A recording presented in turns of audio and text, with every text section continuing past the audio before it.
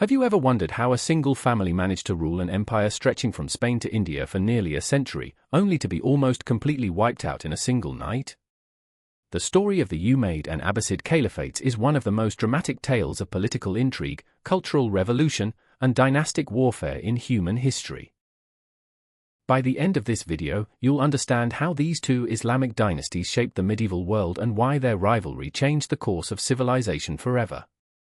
History isn't just a collection of dates, it's the story of how we got here. Subscribe to this channel and join us as we uncover the forgotten legends and pivotal moments that shaped our world.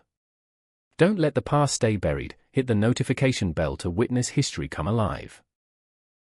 The year is 661 CE, and the Islamic world is in chaos. The fourth caliph, Ali ibn Abi Talib, has just been assassinated, leaving a power vacuum that threatens to tear apart the rapidly expanding Muslim empire. Enter Umayyad ibn Abi Sufyan, a shrewd politician and military commander who would establish the Umayyad Caliphate and transform Islam from a religious movement into a global superpower. But here's what makes this story absolutely fascinating: Muawiyah wasn't supposed to be caliph. He was from a family that had initially opposed Prophet Muhammad, yet through political cunning and military prowess, he managed to seize control of the entire Islamic empire. This wasn't just a change in leadership, it was a complete transformation of how the Islamic world would be governed for the next 4 centuries. The Umayyads moved the capital from Medina to Damascus, a decision that would prove both brilliant and ultimately fatal.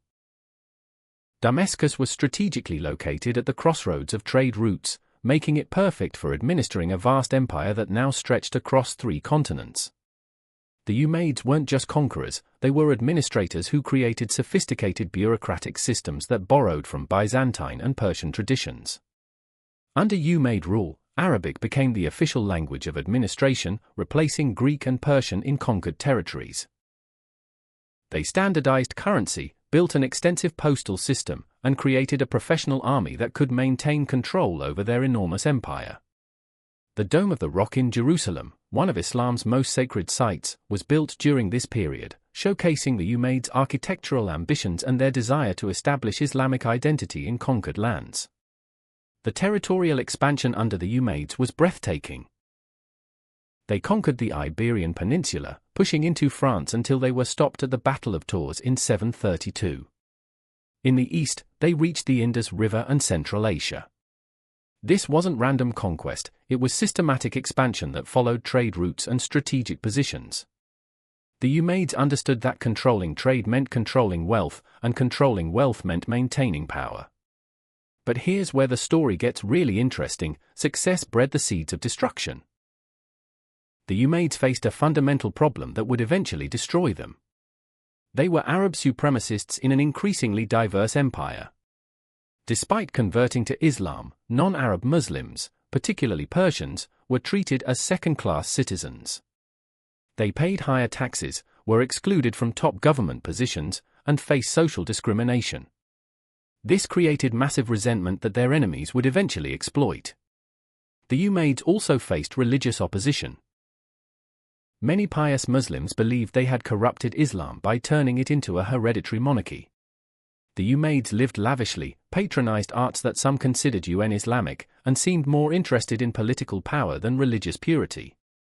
Stories spread of Umayyad caliphs drinking wine, enjoying music, and living like Byzantine emperors rather than humble followers of Muhammad. Meanwhile, in the shadows, descendants of Muhammad's uncle Abbas were plotting revenge. The Abbasids, as they became known, were masterful at exploiting Umayyad weaknesses. They portrayed themselves as the rightful rulers of Islam, claiming legitimacy through their blood relationship to the Prophet. More importantly, they promised equality for all Muslims regardless of ethnicity, appealing directly to the grievances of non-Arab converts. The Abbasid revolution began in Khorasan, in modern-day Iran and Afghanistan, where anti-Umayyad sentiment was strongest. The revolution wasn't just about changing dynasties, it was a complete ideological transformation. The Abbasids promised a return to true Islamic values while secretly planning the most brutal dynastic purge in medieval history. The year 750 marks one of history's most dramatic turning points. After defeating the Umayyad army at the Battle of the Zab, the Abbasids invited surviving Umayyad family members to a reconciliation feast. What happened next was medieval politics at its most ruthless. The Abbasids murdered almost every Umayyad they could find, systematically exterminating an entire dynasty. Only one Umayyad prince, Abd al-Rahman, managed to escape, eventually establishing a rival caliphate in Spain that would last for centuries. The Abbasids then did something unprecedented. They moved the capital from Damascus to a brand new city called Baghdad. This wasn't just a change of location. It was a symbolic break with the past and a gesture toward the Persian populations who had supported their revolution. Baghdad became the round city of peace, designed as the perfect Islamic capital with the caliph's palace at its center.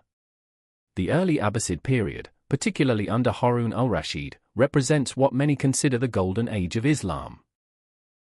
Baghdad became the largest city in the world, a cosmopolitan center where scholars from across the known world gathered to translate Greek, Persian, and Indian texts into Arabic.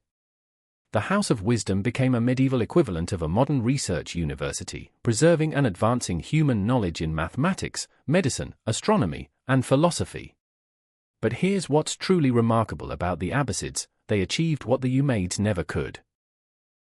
They successfully integrated diverse populations into Islamic civilization.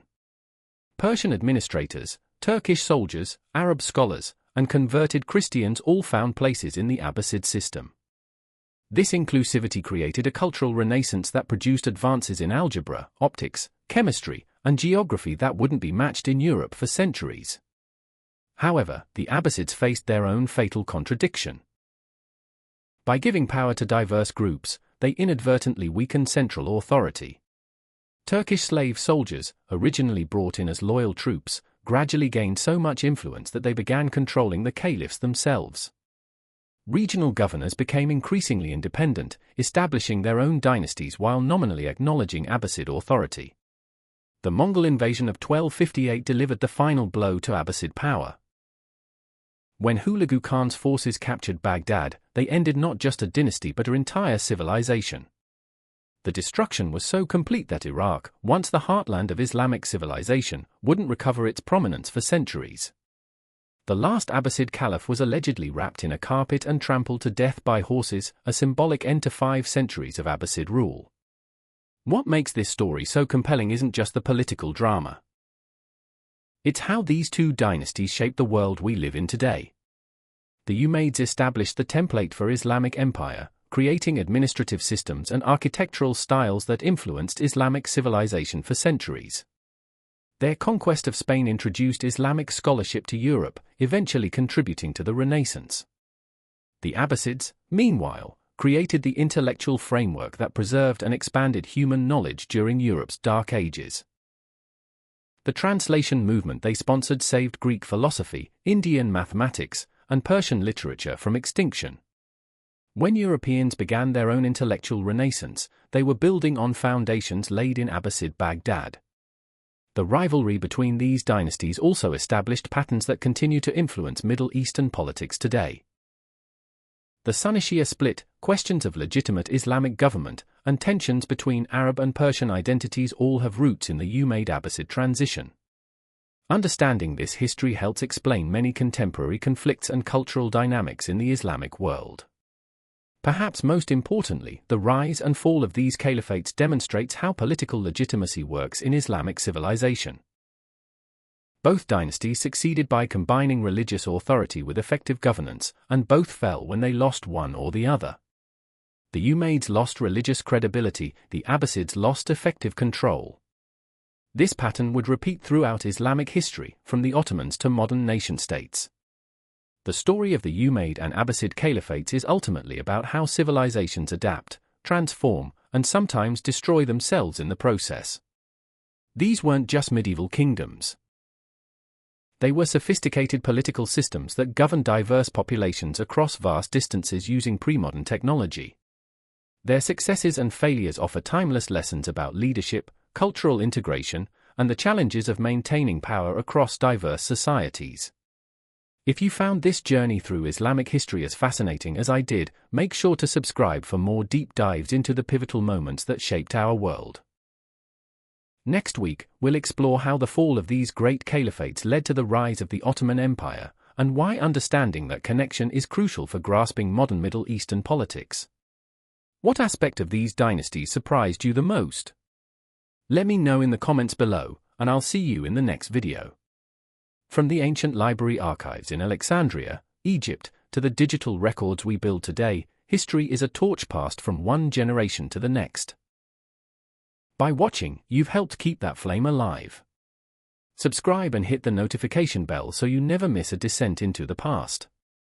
Before you go, let us know in the comments, which historical figure's shoes would you want to walk in? Until next time, keep exploring.